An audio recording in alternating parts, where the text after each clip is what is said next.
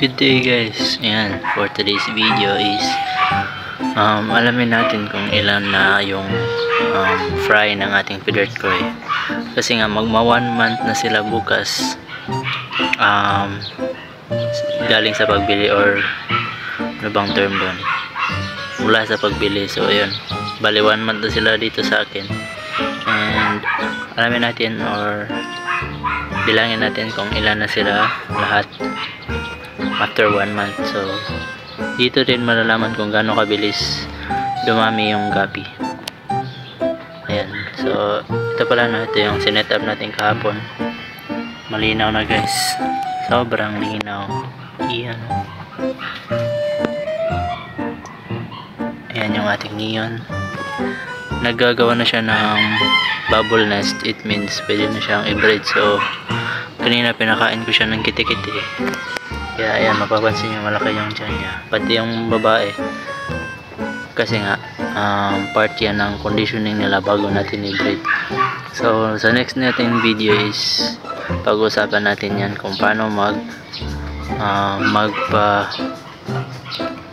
mag-alaga ng mga breeder na beta. So ayan, pagkukondisyon. So doon na tayo sa ating video na.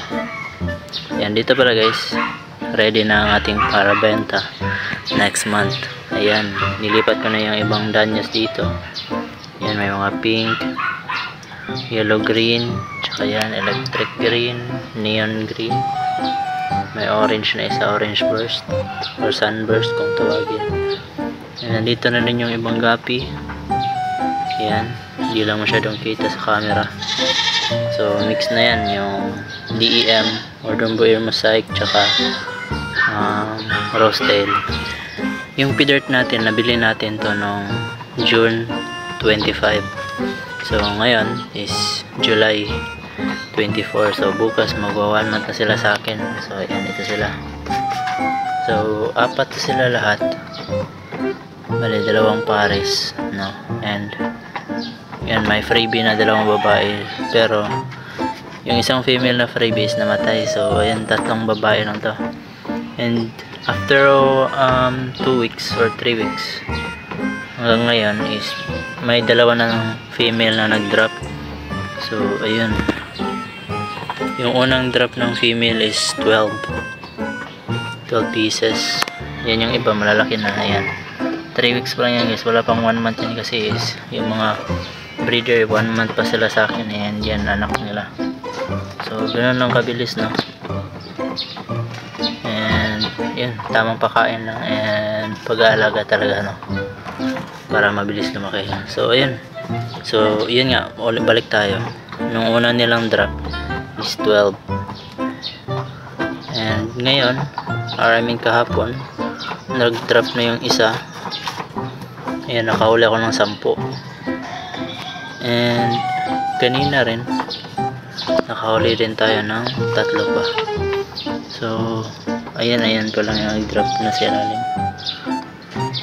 So di ko pa nahuli yung iba kasi nga mahirap hanapin. So ayan, meron pang isa dito. So bali ito yung pang 14. Ayan, kukunin natin yan mamaya. So yan yung pang 14. Wait lang, malihin ko guys. So medyo marami yung drop ngayon kasi nga umabot siya ng 14. So yung una kasi is 12. Ayan guys, ayan. So ito yung pang 14. Lipat natin dito.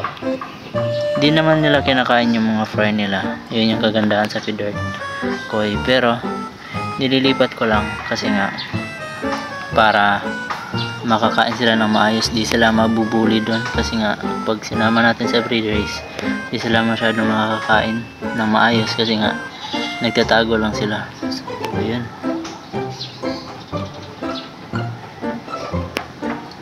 So 14 plus 12, ayan, meron na tayong 26 after a month, 26 na fry. So yun, sobrang bilis, 1 month lang meron ka ng 26 pieces na fry.